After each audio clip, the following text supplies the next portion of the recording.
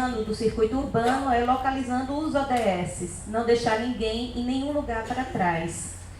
E não por acaso, né, a gente escolhe essa área da Lagoa, que é uma área bem invisibilizada, né, na cidade, que vem sofrendo várias intervenções, né, como foco, para que a gente possa dar visibilidade a isso, né, discutir propostas que alimentem essa discussão do desenvolvimento sustentável, né, integrado à cidade, com responsabilidade ambiental, social, econômica, cultural, né, respeitando todos esses elementos. Boa noite, gente. Primeiramente, queria agradecer o convite. Eu sou Caroline Gonçalves dos Santos, eu sou formada pela Universidade Federal de Alagoas em 2008. Tenho mestrado e doutorado em desenvolvimento urbano pela UFPE e de 2018 para cá estou na UFAL. E aí estou tendo o prazer de compartilhar também disciplina, não nesse semestre, mas já compartilhamos algumas vezes, com Regina, que também foi minha professora lá um tempo atrás. Boa noite a todos, todas. Para mim é um prazer imenso agradecer a Carlina esse convite. O tema, né, que a gente está trazendo é discutir um pouco das ODS, né, os Objetivos de Desenvolvimento Sustentável, e a gente vai relacionar um pouco com essa questão das populações vulneráveis, né, da área lagunar, sobretudo ali da Orla, na cidade de Maceió. Aqui a gente traz um mapa da cidade de Maceió, localizando, né, toda a orla lagunar aí na margem da Lagoa Mundaú. São vários bairros que a gente tem, né, esse vermelho um pouco mais vivo está o Vergel do Lago, a gente relacionando ali também com o centro, né, da nossa cidade, onde é que está, a relação dele também com algumas vias de maior importância, né, vias de acesso. Além de tudo, ele tem um papel muito importante exatamente no momento aí que a gente vai trazer, que foi do Dique Estrada. Essa territorialização aí é importante, principalmente para a gente contextualizar toda o que a gente chama de região administrativa 2, né? A região administrativa 2, ela vai contornar ali o centro, né? O centro, que é essa parte que tem umas edificações em amarelo, e vocês vejam que a cidade ela vai se expandindo ao longo dos últimos séculos, né? Com esses eixos que estão em amarelo, e o principal eixo vai ser ali a Rua Santo Antônio, seguindo já na época da Segunda Guerra Mundial para Monte Castelo, depois vem a Formosa e por último a Siqueira Campos. Então, o Vergel do Lago, essa porção do Vergel do Lago era chamada de Ponta Grossa, ela não existia, quer dizer, é uma ponta mesmo grossa, não é o pontal da Barra, que é um cordão fino, geograficamente definido como um pontal, né? Tinha uma questão peculiar no século XIX, porque Maceió não tinha aeroporto, né? Não existia o aeroporto, tinha um hidroporto. Então os aviões, eles paravam na Lagoa Mundaú. Então a primeira comunicação aérea de Maceió se dá na Lagoa Mundaú, se dá onde está aquela bolinha cor-de-rosa, que é o antigo hidroporto, que hoje ele é um marco histórico da região, e esse marco histórico ele vai dar um desenvolvimento a este bairro, uma cara especial. Hoje ele é um bairro com em torno de 31 mil habitantes, então é um bairro que chega a ser do tamanho de algumas cidades de Alagoas, né? E aí eu diria para vocês que a importância do Vergel na região administrativa 2, vocês poderiam perguntar, mas por que não estudou o Trapiche da Barra, por que não estudou o Prado, né? A gente estudou o Vergel do Lago porque tem essa característica de ser um bairro ribeirinho, da margem da Lagoa Mundaú. Ele também está ameaçado pela questão da Braskem, porque existe um ponto focal ali no final do canal da Levada, que está gerando problemas de afundamento também, embora menor do que a gente vê no Mutande Bebedouro, mas ali também tem um ponto de fragilidade quanto à questão que vem sendo discutida aqui em Maceió, da subsidência do solo.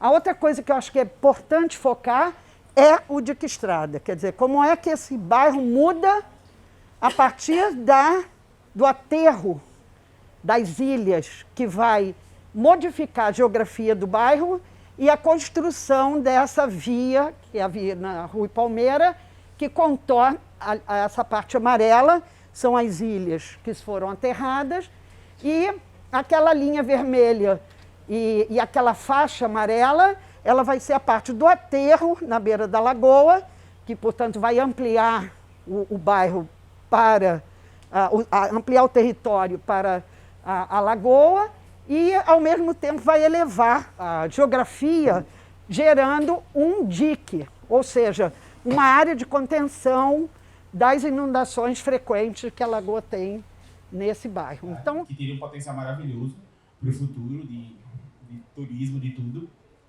Poderia se aproveitar até a população local para outros modos de treinamento de turismo local, passeio na lagoa, etc. Mas é realmente 100% esquecida, né? Até você ver, andando, eu não conheço a fundo do bairro, mas você andando pelas ruas, né, que a gente pega, a gente tem muito aquela...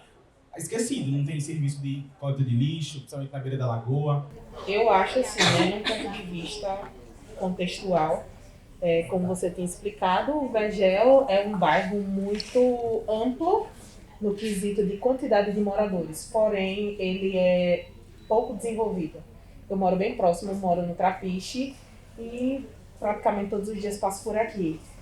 E muitas pessoas só conhecem a parte, né, a parte da lagoa do Vergel, não conhece adentro o bairro, como é que são as ruas, como é que é a moradia para essas pessoas. Então, eu acredito que o desenvolvimento do Vergel, ele não é só mais voltado para a área, não deveria ser desenvolvido só também para a área da pobreza, e sim para trazer novamente esses enlaces que já existiam no início, né? Então, veja só que coisa interessante. Todos vocês têm alguma coisa a dizer do bairro que nós vamos agora dar uma contribuição a essa visão de futuro contemporâneo, porque isso é o nosso papel como arquiteto e urbanista e paisagista. Regina falou do próprio nome, Dique Estrada, que ele também tinha essa intenção, além de fazer essa via de escoamento para a clorossoda, também tinha essa intenção de ser uma barreira, né, para possíveis enchentes, períodos que a lagoa enche mais, tudo certo. Mas só para a gente vendo como essa força, né, da água, o dique em si não é suficiente, né? Existem outras questões para serem analisadas aí, né, dessa comunicação com o canal e dessa pressão. Trazendo só outras questões também relativas a esse processo mesmo, né, de ocupação do bairro do Vergel, a gente também teve muitas ocupações ribeirinhas, né, na margem mesmo da lagoa, numa área que não poderia ser, inclusive, pelo próprio risco mesmo das enchentes, né, do período de mais cheia.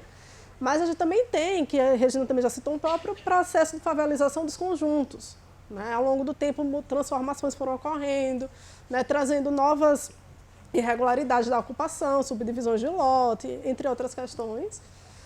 Mas que isso tem uma relação com a própria demanda, né? Foi se expandindo essa área e quais olhares estavam sendo colocados lá, né? Quais investimentos de infraestrutura, nesse acompanhamento dessas alterações.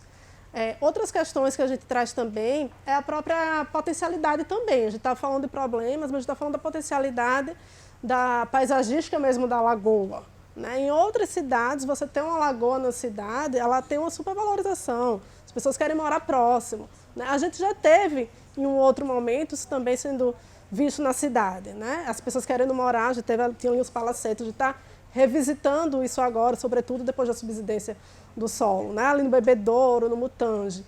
Então, assim, a própria chegada da empresa, né, da mineradora, ela transformou muito, né, essa forma de morar, essa busca. Coincidiu com outro momento em que havia também, a nível nacional, uma procura por morar perto da praia, então teve essa inversão. Mas quando a gente olha hoje, né, ao longo da nossa lagoa, a gente teve essa mudança aí e esse olhar que foi muitas vezes sendo negado para essa área, de modo que muitas intervenções ocorreram, também é importante citar, e isso foi aumentando muito a problemática, de modo que dos anos 2010 para cá, a gente teve uma proliferação muito grande das moradias, né? Muita gente passou a ocupar aquela área. E, de novo, a gente teve aí novas respostas de novas produções habitacionais. E ela, sim, tem um impacto muito grande nessa paisagem, né? Ela diminui ainda mais essa visibilidade que a gente tem da lagoa. Isso daí eu trouxe extratos de uma apresentação, vocês vão ver ali embaixo, que foi da própria Diagonal, foi a empresa na época que fez, né, essa intervenção. Ali tem um passo a passo, né, de quando começou em 2007, o que foi acontecendo nesse processo de urbanização, de negociação com as famílias, né, até realmente o início das atividades, né, aí tem a inauguração. Eles fizeram um escritório no local, teve um apoio social muito forte, a população desde o princípio, quando foi assinado ali, né, em 2007, a população participava, porque a ideia era a manutenção da maior parte deles no local, pelo tamanho mesmo, né, de casas e da estrutura que precisar. Eles viram que não ia caber todo mundo.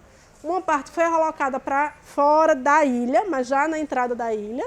E isso foi acordado entre eles, quem é que iria sair, quem iria permanecer na ilha.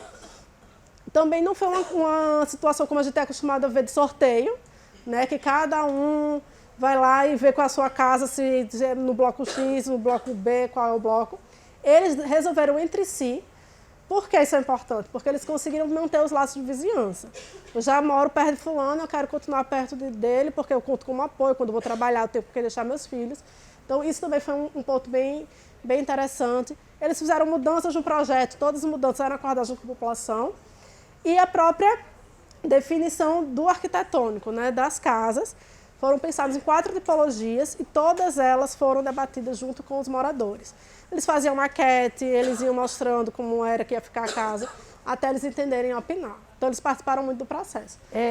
Nós pensamos que, a partir de todas essas informações, vocês pudessem refletir mais praticamente, porque não adianta a gente só absorver informações e conceitos e objetivos, né, sem refletir sobre uma área do nosso próprio lugar.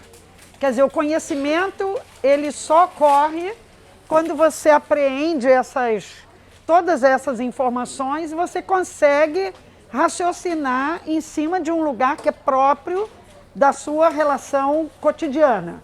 Então, por mais que vocês não sejam moradores do Vergel do Lago, mas vocês são moradores de um bairro, onde vocês têm elementos que são positivos, mas também já identificam conflitos, problemas.